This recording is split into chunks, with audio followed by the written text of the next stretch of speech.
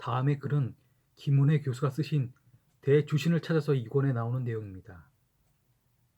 둘째, 백제와 일본의 지배층은 완전히 동일한 것은 아니지만 기본 통치 세력은 남부여계라는 것입니다. 즉 야마토 조정의 통치자들이 대부분 백제계라는 점입니다. 그리고 이들은 결혼을 통해 관계가 공고가 합니다. 이 점을 좀 더 구체적으로 살펴봅시다. 일본 최초의 통일 국가는 4세기경의 야마토 왕국인데 그 시조는 호무다, 즉 오우진 천황입니다. 도쿄 대학의 이노우에 마스사다 교수는 오우진 천황은 4세기 중엽 이후 일본의 정복자로 보는 것이 합리적이다 라고 합니다.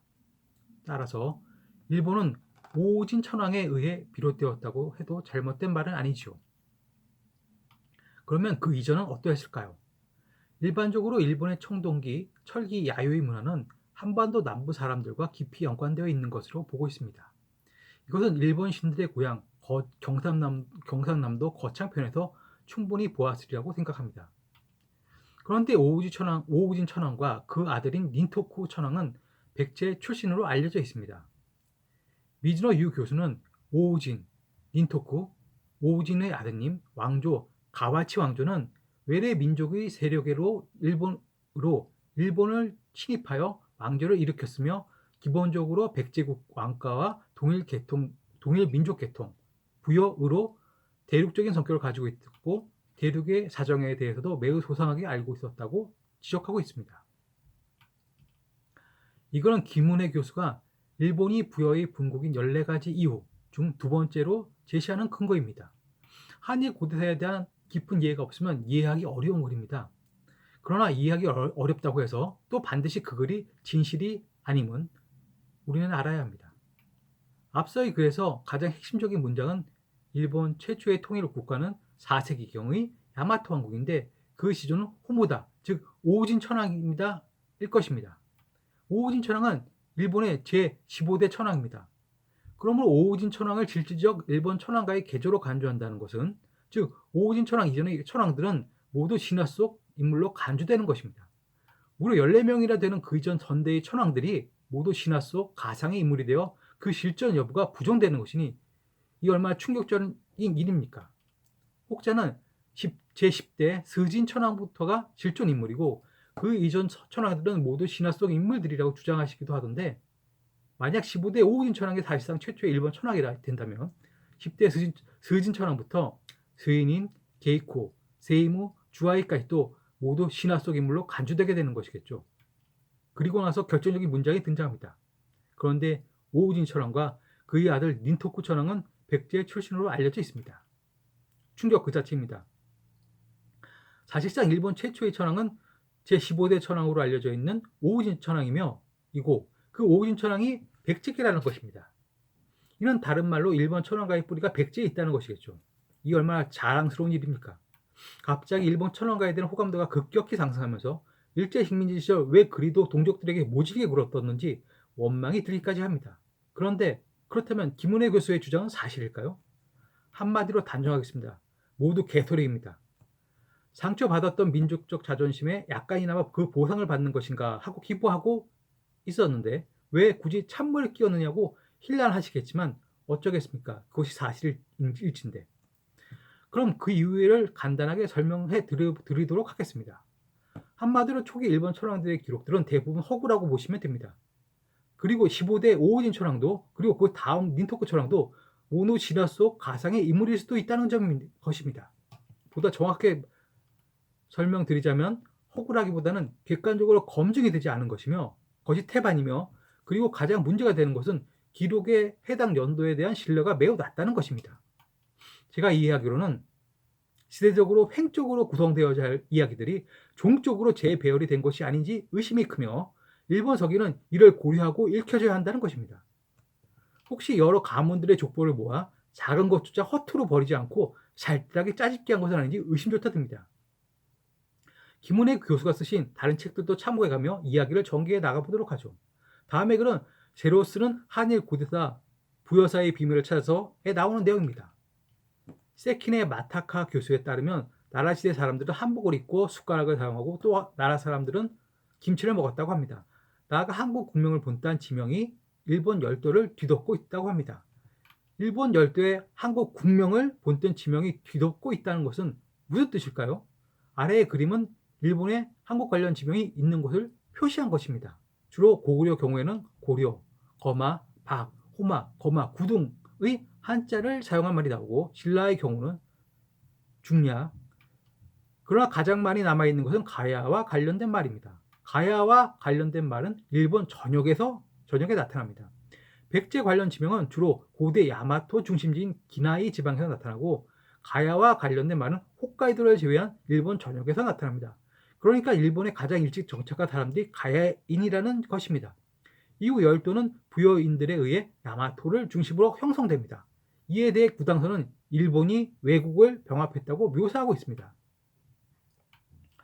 김은혜 교수는 기본적으로 일본 천황가의 뿌리가 백제, 보다 정확하게는 부여에 있다고 주장하고 계신 분입니다. 그리고 책의 내용도 그와 같은 내용들로 이루어져 있습니다. 그런데 하나 묻자면 여러분들은 이걸 읽으시고 그 같은 주장에 동의하시는 마음이 생기시나요? 저는 아닙니다. 저는 오히려 이 문장이 더욱 마음에 와닿습니다. 그러나 가장 많이 남아있는 것은 가야와 관련된 말입니다. 가야와 관련된 말은 일본 전역에 나타납니다. 백제 관련 지명은 주로 고대 일본 야마토의 중심지인 기나이 지방에 더 나타나고 한반도를 경유해서 일본 열도로 건너간 도래인들 중 가장 큰 영향을 준 것은 가야입니다. 이 글은 그 같은 사실을 입증하고 있습니다. 그럼에도 작가 김은혜 교수는 백제, 즉 부여에 초점을 맞추고 계십니다. 왜일까요? 작가 본인의 합리적인 판단에 근거한 것이겠지만 나는 그가 일본 학자 에가미 나미오의 영향을 받아 그럴같이 판단하고 또 주장하고 계시다고 생각하고 있습니다. 그래서 책에서도 이 글의 앞전에 에가미 나미오의 기마민족 정복 왕조설에 대해서 상세하게 소개하고 있는 것이겠죠. 그러면 김은혜 교수가 소개하고 있는 기마민족 정복 왕조설에 대해 알아보도록 하죠. 다음의 글은 김은혜 교수가 쓰신 우리가 배운 백제는 가짜다에 나오는 내용입니다. 그 후 1948년 에가미 나미오 교수의 이른바 기마민족국가 이론이 등장합니다.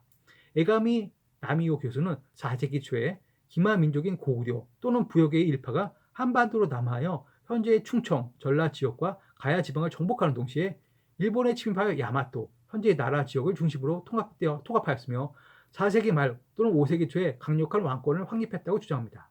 이 과정이 한반도 남부 일대에서 진학이라는 세력으로 존재하다가 4세기 초에 일본으로 이동하여 5세기까지 현재 오사카 일대로의 이동을 마치고 통일 왕조를 수립한 것이 야마토 정권이라는 것입니다. 즉 천황가가 조선으로부터 온 이주자들이고 4세기 초에 한반도에 있던 기마 민족이 일본 규슈 지방을 먼저 침입해 이미 그 이전부터 정착하여 살았던 수많은 한반도 사람들을 조직화하여 일본 열도를 정벌해 나갔다는 것입니다.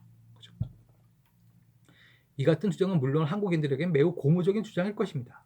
양심있는 일본 학자의 고백으로 볼 수도 있는 매우 유쾌한 주장일 수도 있겠죠.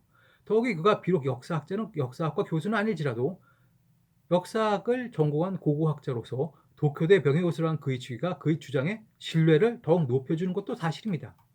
그럼에도 우리는 그도 일본인임을 잊어서는 안 됩니다.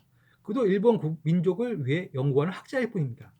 그가 가능한 높은 객관성을 확보해 자신의 학문적 성과의 가치를 높이고자 하겠지만 그럼에도 또한 일본인 사회가 그런 그의 주장을 순진하게 그대로 놓아둘 리는 없다고 봅니다.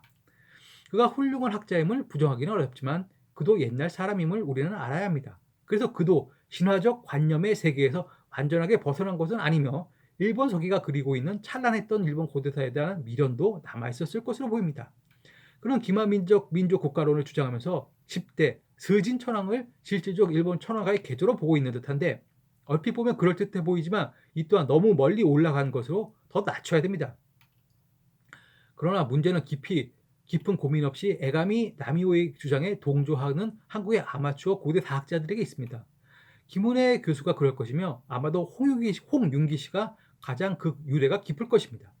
수학자로 명성이 자자하신 김용운 교수님도 같은 결의 주장을 하는 책을 내신 적이 있는 것으로 알고 있습니다. 대체로 일본에서 공부하셨거나 나름 일본 역사에 대해 많이 알고 계신다고 생각하시는 분들이 이 같은 주장에 동조하시는 경향이 있는 듯한데 그래서 더욱 안타깝습니다. 물론 에가미 나미오 교수도 일본 천황가가 금관가에서 유래한 것에 대해서는 인지하고 계신 것으로 보입니다. 그러나 금강가야를 부여 계열로 해석하신 것이 약간의 오류가 아니었을까 생각합니다. 최근 들어 금강가야를 건국한 주체를 흉노, 즉 스키타이로 보는 주장들이 제기되고 있습니다. 그러기에 이제 보다 진일보한 학설의 등장을 바라고 있습니다. 그래서 제가 흉노, 기마, 민족, 정복, 왕조설을 주장하는 것입니다.